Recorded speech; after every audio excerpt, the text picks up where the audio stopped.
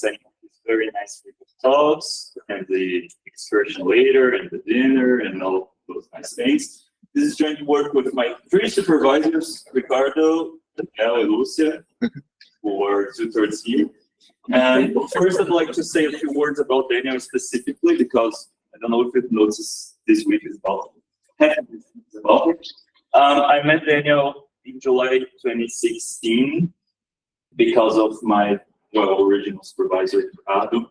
He was a professor of computer security in Florida University, and I took that class with him in undergraduate, and we were doing a report on CATCHA, on SHA-3, the new hash function from, well, a lot of Russian people. And I was very interested in the hash function, in that hash function specifically because of all the permutations of the nonlinearity, all that stuff. And I think I made a very nice job on that specific report. And he told me point blank, "You're going to meet Daniel." And I was like, okay, who is this guy? And he was conveniently going to come into Brazil. Very rare occurrence. Doesn't ever come to Brazil, so I'm like, okay, come in. And so I presented him the work I did on cryptographic hash functions, and then that turned out to we never worked on that, because soon after I started working with cryptography, post-quantum cryptography, and that sticks to me to this day. That's what we're going to talk about today. And my experience with Daniel is always very, very good, very friendly, very supportive. He was my co-supervisor in my honors. He was my co-supervisor in my master's. Now he's my co-supervisor in my PhD. Well, I mean, we have 8 years of working together, and I'm very thankful for the opportunity of working with you. And I know you don't like the pictures, but well, I had to do it. I mean, when someone told you we were a giant and you had this nice thing here, it's not Photoshop. I'm actually here on the shoulders of a giant. Not just we have some further because we stand on the shoulder of a giant. So thank you, Daniel, for your contributions. And I will start very elementary. Actually, this is a combinatorial stuff, but I swear there will be at least one symbol MQ which you all know about. So these are a few integers, and a partition of S with T parts is a set of such integers, of T integers, such that the sum of those are S. Okay, so the order does not matter because this is a set. But what if the order matters? So we have a composition of S with T parts, or a T composition, as we call it, is a sequence that sums to S. If all parts or any parts are allowed to be zero, such compositions are called weak. So sometimes these are called strong compositions. And this is a graphic example. Most of you know as stars and bars. So if S is 10 and T equals 5, we can represent, say, 4 plus 0 plus 1 plus 2 plus 0 as 4 stars, 1 bar, because this is the separation. Then there's nothing here, which is 0, and so on and so forth. And because of this graphic 8, we can actually create a projection to S stars in T minus 1 bars, and that in turn gives the number of weak T compositions of S, which is F plus T minus 1 choose S. And this will appear a lot in my talk. This binomials, they help me sometimes. Okay. So what if you restrict the compositions even further? If we take any set, which is a subset of the trivial set with n, with 0 until n, and that restricted composition is a composition such that all parts are in this set. But if the set is trivial, we just call the compositions and restrict it. So the parts can be either 0, 1, whatever. There's not any missing pieces here. But it could be. This is just a definition. The number of n restricted T compositions of S, or I mean, we pull together all the restrictions. The number of parts, the sum, and the bounds of each part. And the bounds can be different for each part, but in the same they get to be the same always. Is the coefficient of x to the s in this polynomial here, or if we do the Moab summation or something like that, which goes very, very far back in time, the 1970s. But the first summation of this form appears, I think, in 1956, with just some very small differences. But this is the formula that gives the number of these guys here. And this is some of you may call it, they call the book a very simple formula. I don't think it's that simple because I'm trying to implement it and it's very slow sometimes. So I've tried to solve that with computer science, which is where I come from. And these double binomials, they give me some trouble sometimes. So we're going to try to solve that. And of course, if we take the bound to be the biggest possible number S, we go back to the weak decompositions. Okay. So now we're going to talk about combinatorial rank. If S is a finite set, and N is the cardinality of the set, and we have any two elements S and T of the set, a ranking function is a bijection that maps all elements of the set to a number. And as it is a bijection, the number must always be different. That is, it defines the total order of the elements of the set. An element is smaller than some other element, even only if the rank is smaller than the other. So that order is usually the lexicographic order, but it can be different sometimes. And conversely, an unranking function is a bijection from the cardinality, I mean, the integers to the objects, such that the rank of the object is I if and only if the unrank of I is the object for all possible integers. So it's a back and forth function, and they appear hidden. It's hidden in plain sight in a lot of algorithms, but they are frequently there, especially in cryptography, which is where I come from. So this is, I'm not going to talk about the whole cryptographic scheme, but this is the Winternitz one-time signature scheme. Digital signature schemes are an algorithm that you all use maybe without knowing. It's present in HTTPS and all other kinds of applications.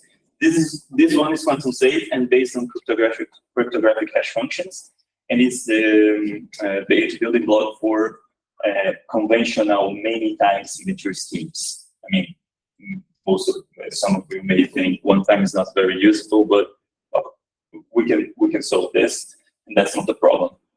The problem, well, is so we have the security parameter here, which is lambda usually, and the performance trade-off W, which will disappear in a bit, but for the usual scheme, and it controls the signature length, the size of some tuples, which are going to be connected to the composition spoilers. To send a message in a set 1 to 2 to the lambda, this is usually the hash. It must the first step in Winternitz signature generation is to divide the message into a t-tuple of base W integers via the algorithm, which is conveniently called base W. And because of the design of the algorithm, the underlying choices made by the designers, the cost of operating on Winternitz signatures will be proportional to the magnitude of n. Say you hash a message and it's the largest possible hash to the lambda. So the algorithm will take the largest possible time in generating the signature because of this algorithm. And conversely, if the hash is the lowest possible, it will take a very, very small time, but that will come in later, and there would be a problem in signature verification because they talk to each other. And well, that's not very good for predictability. So an example of the base W algorithm, if lambda is 32, W is 16, and n is this number, we convert it to binary, so we have this 32-bit thing, and observe that this is logged in base 2 of W, so we just slice it in W numbers, in base W numbers, and we map it to this composition. I call it a composition because I'm trying to set up some connection here, but the original authors didn't, and this is just interpreted as a bit string, and that's why I say hidden in plain sight, because if you interpret this as a double restricted decomposition of some integer, unknown integer, then we're trying to solve, I mean, the problem is that k is not predictable, as I've said before. So the question is, what if we try to fix k? Then, if we try to fix k, we have a letter here, a letter here, a letter here, we have a composition. Well, suddenly we can solve this predictability problem. Then the message can then be signed with some specific things after k evaluations of the underlying cryptographic hash function. If some of you know cryptography, you may think hash function is very, very efficient. Well, not if k is 10,000 or 100,000 or something like that for a per signature. And recall that the signature verification algorithm is executed possibly millions of times, and it also has effects on the verification, not just on the signing. So all of this applies to verification too. In fact, the base value algorithm can be used, must be used in verification too. So you have that to solve. So we published in 2021 a paper in the Journal of Cryptographic Engineering where we replaced base value by unranking to and restricted compositions of S, such that the total number of such compositions is larger, but very close, so as to not throw away any bits due to the lambda. So we fix k. Now k is a known number, and the computational effort to generate signatures and verify them becomes constant, but not constant in the cryptographic sense, and predictable. Nice, but that comes with problems. We provide new unranking algorithms, that is a mapping from the hash, a number in practical terms, from 0 to 2 to the 256 minus 1, or 2 to the 512 minus 1, which are common security parameters, common values for lambda. And DCS for deterministic constant sum, and DBCS for deterministic binary search constant sum in the lexicographic order. So the unranking algorithms are tailored and must be to the lexicographic order. And we provide practical experiments and a proof that these modification does not hinder the security of Winternitz. Use it, and it has been used in other more modern, more complex hash-based signature algorithms, such as Sphinx, which has won the NIST post-quantum not a competition standardization project. And Winternitz is a very, very essential building block for Sphinx. We will focus on DCS because DBCS is kind of a technical. They are both based on the same recursion. DBCS is just another way of thinking about it. And in the case of DCS, the algorithm is based on this recursion. This is a fact. It has been known for a long time. And the number of and restricted decompositions of S is the same thing as the summation of these things here. Intuitively, you can decompose a composition with P parts into n sets of compositions of T-1 parts, where you just vary the first thing from 0 to n. You sum all of those things together, and you get the total number. So you can do it recursively, and then the base cases are like 1 and 0, and we get, as I said, an intuitive way to think about the algorithm. So to get the rank, to obtain the object, the composition we desire, we obtain the index, the rank, and we try to find the maximum n and the maximum j, such that this does not exceed the rank for the first part of the composition, and then you subtract the rank, and then you try again for the second part of the composition with the remaining rank, and then you do it t times, and you get the objective computation. As I alluded to before, the efficiency is not very good. The base value is extremely efficient. It's really just a few instructions even, so it's just bit manipulations. And on the other hand, DCS needs to compute equation 1, which is that double binomial sum for several choices of S and D, because they are always diminishing. So we have to do it repeatedly for several values. So we can cache them, but well, the cache comes with with trade-offs of memory. And the numbers are so big because of this, the size of lambda, the numbers may not fit the standard computing board. So standard, even standard libraries and programming languages, they may not deal correctly with numbers that size. So we must resort to specific libraries which may add overhead and so on and so forth. And this is the intuition I told you about. So for each part, we must find the largest J such that equation 2, which is the recursion, does not exceed the current rank. And when signing a message, concretely, the unranking overhead is non-trivial in either both of these algorithms. So this completely, the contribution of this dog is preliminary results on the new algorithm based on DCS, which we call DCS plus, because plus is better. And this is part of my PhD studies. So part of a general framework on uniform random generation of combinatorial objects in cryptography. So a very simple elementary rationale.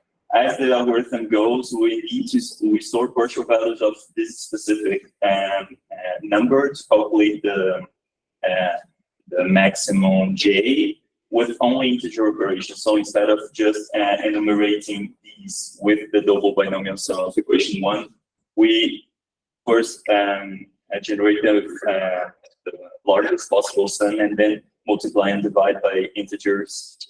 Because the expanded binomials gives a concentration, we can always do that because of nice properties. Binomials sometimes collaborate with us. And because of the way the algorithm works, there is a constant ratio, a loop invariant on G and I. So we can just multiply, divide with fast instructions. And then the algorithm is somewhat faster. Colors. And this is an unranking performance for a real lambda parameter, 256-bit security. So algorithms are implemented in C with the new multi-precision library. The M modifier represents the addition of a cache. So a small commentary about the cache. Sometimes the cache can be a megabyte. Sometimes it can be gigabytes. Depends on the parameters of this. Depends on the F, En, and lambda. So the cache is not always advisable because sometimes you need to sign on a small shell over an embedded system. So the cache is debatable. So it's not just a matter of applying integer programming, brute forcing, and store all the possible sums that will ever be needed. No. That's why at first we pursue the option of doing both. And there's a very clear difference. So this group here is the DCS. So this is the published algorithm. These two lines is the DCS, and we do not focus on that, but just to be sure that it's here. This is the first group. It is the original algorithm, the published algorithm. And this is the improvement. So this group is based on DCSP. And then I've removed the recursion, so to test the performance, but sometimes it doesn't make a difference. And these are the most efficient ones, but they all come with the addition of a cache. Yellow, Sphinx AM. So I'm going to talk about this a bit. Green, DCS IBM, and bank, DCS something M. It's one, no. I don't know. There is a cache. If it didn't, I wouldn't be talking about it. So these two here are not in the scope for publication in our preliminary results. Some authors have took our idea of constant sum Winternitz and applied it to their schemes too, and they have developed a similar.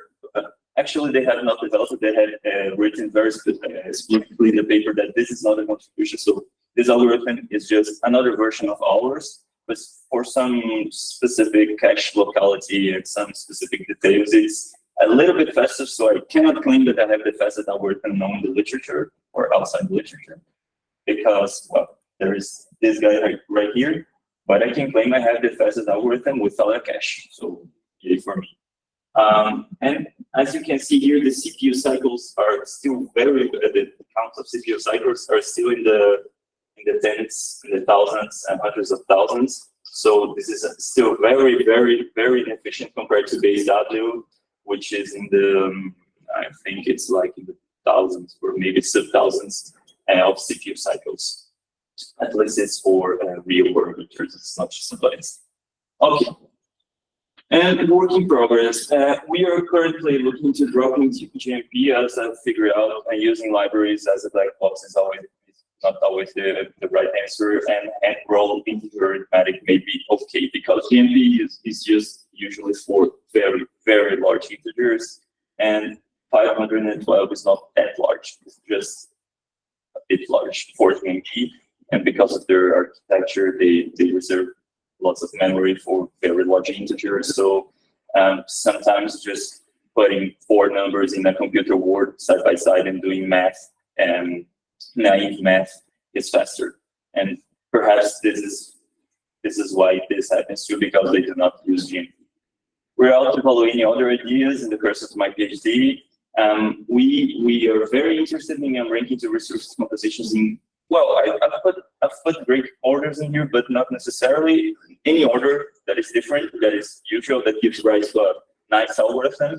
We are interested in that, and we are evaluating specifically gray orders and decomposing compositions into permutations of partitions. So if you take a composition and you think about it, if we drop the order restriction, it is a partition, and if you can permute it uniquely, and you can unrank the permutation and the partition, you have another algorithm.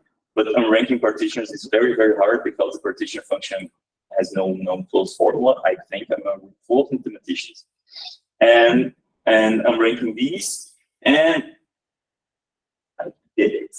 Using compositions over finite fields, it's a paper by Stephen Wang and Amelia Muratovich, as there is a much simpler recursive relation than equation 2 and equation 1, 2. There is not, it's not a binomial. There isn't even any binomials. It's just a fraction, a simple evaluation. But we have some problems here because the sum has to live here too. And while these are not, we need to lower Q because we need the bounds of the compositions to be low. But the sum must be high, so relatively high. So there is a relation here that did not exist in the integers. So we have to solve for that. But I think at least theoretically we can contribute an ranking and ranking algorithm for these because there is an enumeration function now. And I mean, for the theory, it might be useful to someone. And it's a paper if you want to see it. And there are some references. This is the Sphinx signature framework, as I told you before. And this paper is, I think, the most efficient formula for that double binomial equation. The paper of Stephen Amela, and our paper if you want to read it. Thanks for your attention.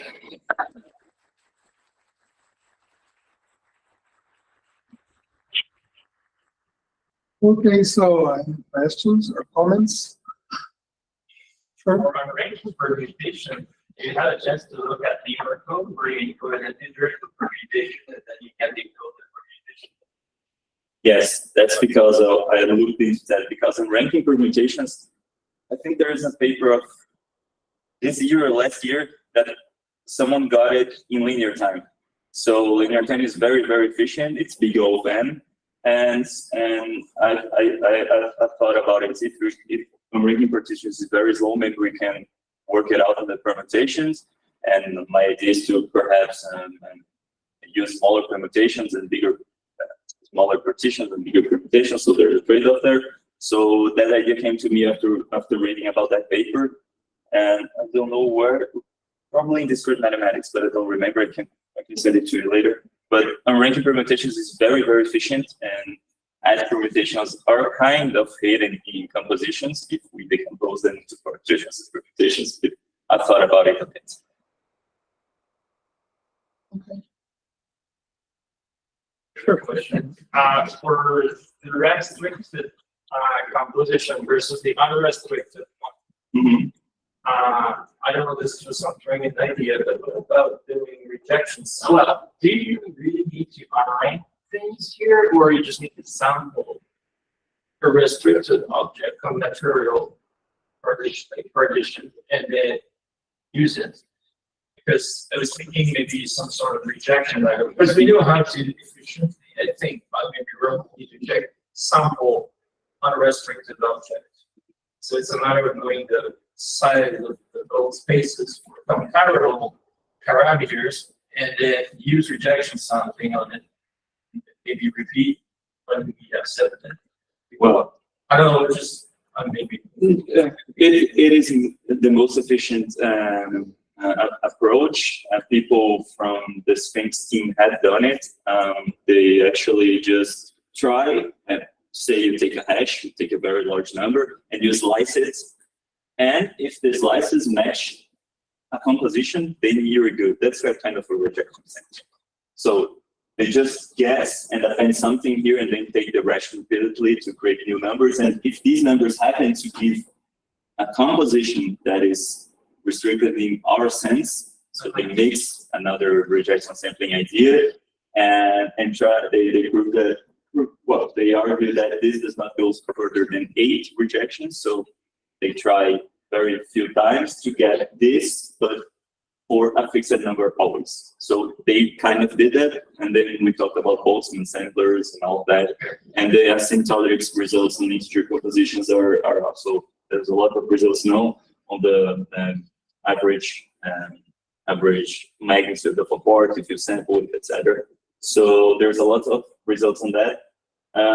The unranking part is mostly because I like unranking. I took Lucius course, and I mean, I kind of liked it, and I needed a problem for my PhD, so this looks hard enough. And I'm trying to evolve these to compositions over a few, so I can jump over to polynomials, reducible polynomials, and matrices over at the general linear group, which appear elsewhere in the cryptography literature, so we can eschew the sufficiently random things as a The group of Sphinx, do they prove the probability? How many times they need to, or they just practice and they saw it? They do not prove it, but they give a very good argument. I mean, I can send you the paper later, but they probably do prove it, but I haven't read enough. I just saw this, the line below the equation here, this one. I saw it and I was like, okay, I need to read this. And I haven't read it completely yet, but they probably do because it's in grass. You know, it's those these things. And they estimate the probability formally that it will not, and with negligible probability, go beyond some number. It's very fast. And they also cut these. They consider these to be 0, so they reduce its issues a lot of contributions, and they do it like that. So they do not need to evaluate this below the thing here. Any other questions or comments? So let's take this.